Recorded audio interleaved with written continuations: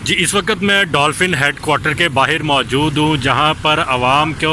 तहफ़्फ़ुज़ का यकीन दिलाने के लिए डॉल्फिन पुलिस की जानिब से फ़्लैग मार्च किया जा रहा है। पूरे शहर में ये फ़्लैग मार्च किया जाएगा और आवाम को एहसास तहफ़्फ़ुज़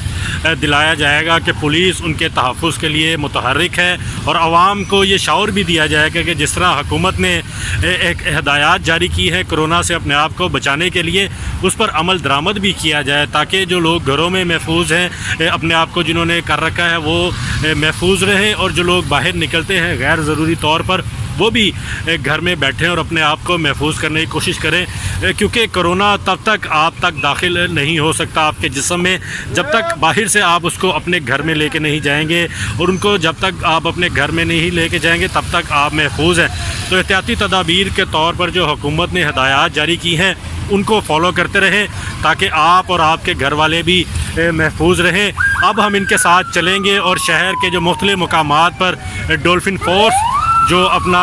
फ्लैग मार्च करेगी वो आपको साथ साथ दिखाते चले जाएंगे।